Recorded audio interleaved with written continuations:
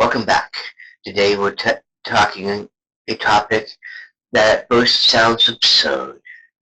The idea that the United States could steal Venezuela and use the profits to buy Greenland.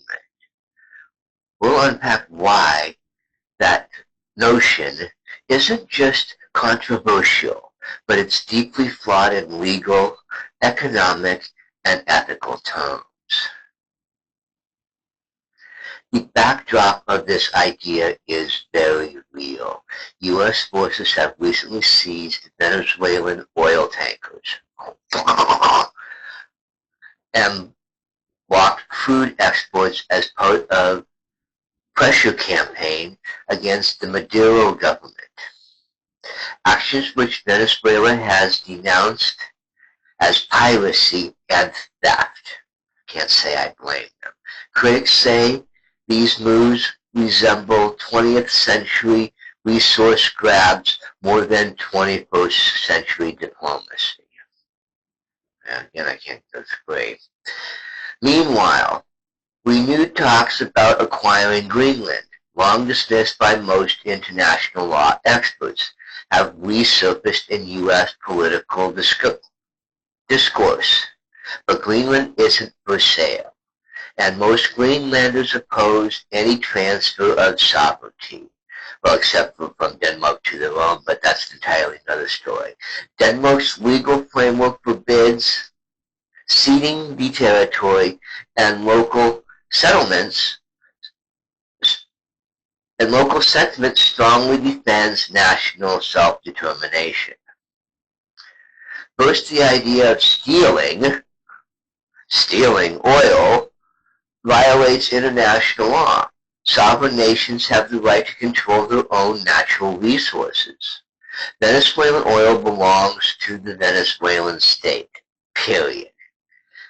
Nationalization of oil industries, even when it frustrates foreign investors, is a widely recognized sovereign right.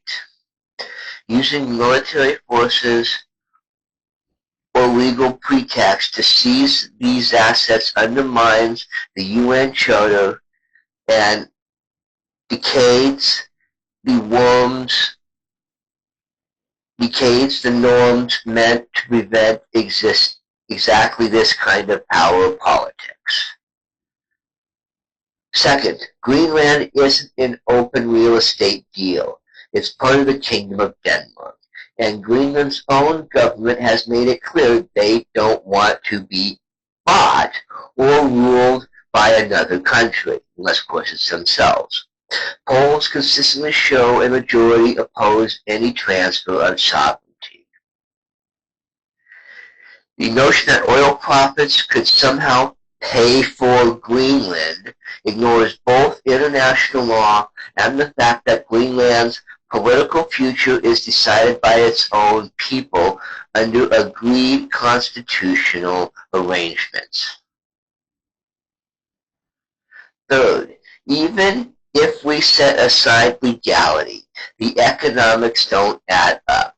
Venezuelan oil's infrastructure is deteriorated, and extracting, refining, and exporting crude from heavy oil reserves is costly and complex. Simply printing money from seized oil is a fool's errand that would benefit a few corporations more than everyday people. And a lot of U.S. oil companies are saying, nah, we're going to pass on investing in Venezuelan oil. And remember, Greenland's appeal isn't just oil or minerals. It's strategic location, rare earth potential, and climate geopolitics. None of these guaranteed or cheaply extractable. There's also a moral angle. Resource extraction and forceful acquisition echo colonial patterns that much of the world has worked to dismantle. Resource sovereignty, fair compensation, and respect for self-determination are core principles of modern international relations. Replacing diplomacy with brute economic logic undermines trust and fuels instability. So it is stupid, massively stupid, to talk about stealing oil to buy distant Arctic territories. By legal standards, ethical norms, and economic sense, absolutely. The real question isn't just whether we can imagine such scenarios. It's why anyone thinks they're visible in a world that claims to uphold sovereignty, law, and partnership. Thanks for watching.